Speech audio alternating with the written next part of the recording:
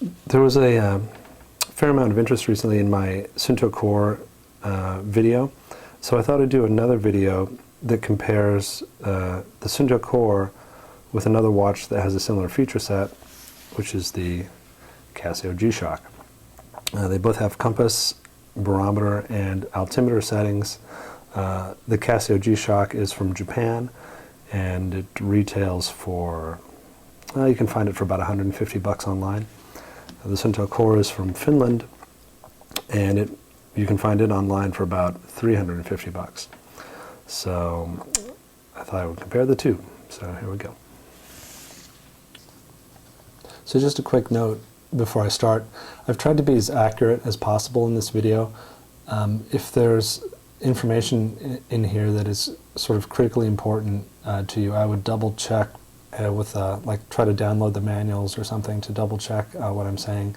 But like I said, I've tried to be as accurate as possible. If you feel I've missed something or goofed something up, let me know and I'll double check it. All right, thanks. Hope you enjoy the video. As far as the design of these watches goes, I've really got to hand it to Casio on the G-Shock. I think they did a great job on this watch. It's super rugged looking, super tough. It's really an original design, and I mean, I feel like it kind of looks like a tank or a Hummer or something, and I mean that in a good way. I mean, it really communicates clearly what it's all about. You know, you can really put this watch through some grueling stuff, and it'll come out still working. So, you know, it's got a good tough look, and it backs up what it says in its sort of design language. You know, it actually follows up on that. It is really tough. So great job on this. The colors are great. They kind of work with, you know, they're kind of guy colors. They kind of work with what you're going to wear. This white on black and the orange on black highlights. You know, pretty cool, high contrast. You know, really fresh watch. The Suunto core takes a bit of a different approach. They're going for more of the subtle, sleek look, which is great. But I think this is a little more derivative than the G-Shock. This sort of rounded case, this sort of ellipsoid kind of style, is really a takeoff of the Mark Newson IKEA watches from Switzerland. Very high-end Swiss watches, high design, and that's cool. But it's just a little more derivative. In terms of the screen, and then also the color of the band. The band is really flat orange, but online and on this video, it's going to look more yellowy, and like the shadow looks like it sort of changes color there from yellow to orange. And I thought that's the way it actually was, but it's not like that. It's just flat orange. So I was a little sort of let down by that. And then the orange, I don't know if you guys wear a lot of orange, but it doesn't always go with what you're going to wear, and it's a little sort of stand out. In Suunto's defense, they do have other colors. You know, I just happened to pick this one. The screen is great. I like the way that what they've done with the numbers and the display. It's really versatile and cool. On the downside, it is pretty subtle. You can probably tell online here. It's a little bit hard to read, and with a black crystal, every piece of dust and fingerprint shows up, so I always feel like I'm cleaning it. But it's innovative, you know. That's the nice thing about it. But there are a couple of drawbacks. The screen on the G-Shock is pretty no nonsense. It's pretty old school. What it lacks in innovation, it makes up in clarity. I mean, you're never gonna kind of second guess what this display is saying. It's just really clear. So that's kind of the trade-off on this one. Alrighty. Here is the G-Shock. 51 millimeters across the case, super big watch. Got the compass. There it is, magnetic north, rotating bezel so you can keep track. Here's a barometer. It's going to give us air pressure here, 24-hour trend indicator here, and the air temperature.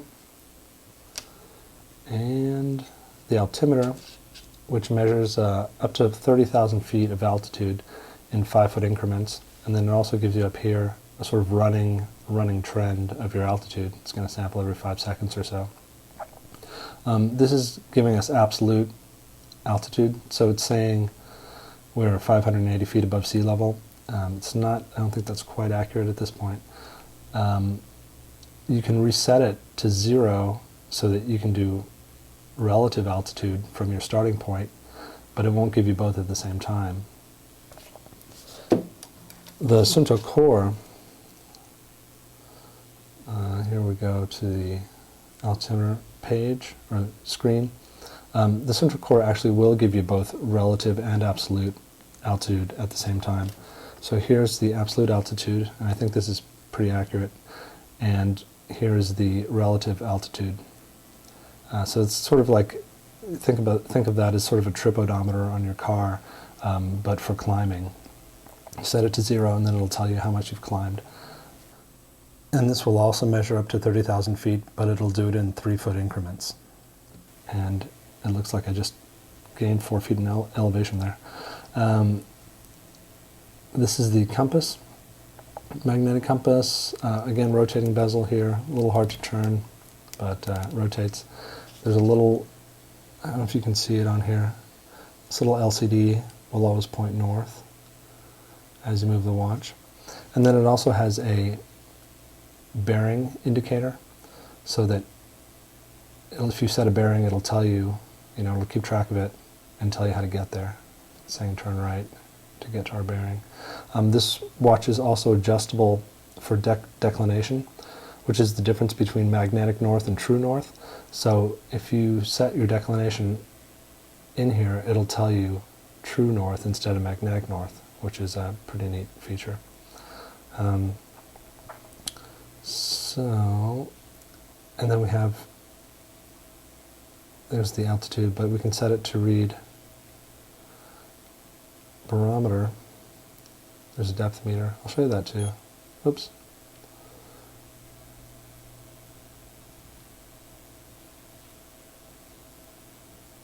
There's barometer. So, as with the G-Shock, we have a 24-hour trend indicator, air pressure, 6-hour trend indicator, which remains on the display even in time mode, and then there's the temperature. And then, if we want, we can set the depth gauge too, and that's for snorkeling. So it'll give you your current depth here, your maximum depth there. I should also say that both of these watches have are water resistant to about 10 bar, which is about 30, well, the equivalent of about 30 feet of depth. So if you're snorkeling, good. Scuba diving, not so good. As far as the ancillary features on these watches go, I'll start with the G-Shock. It's got log capability for recording altitude logs.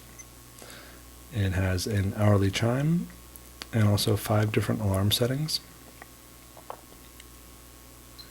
And it has a stopwatch with a split time function.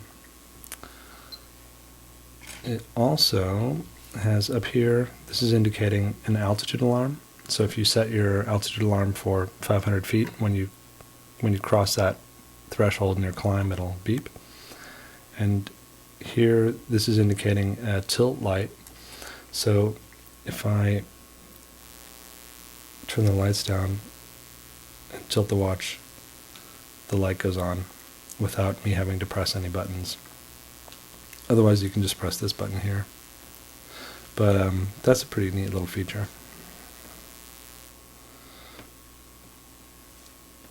Oh, it also has a rotating bezel that you can use in conjunction with the compass. And it has a button-driven interface. Oh, there's a tilt light. So, it's a pretty old school digital watch. You either press the buttons or you press and hold them, and that's how you get your functionality. It also has this kind of crazy little Easter egg feature, which is a display mode. If I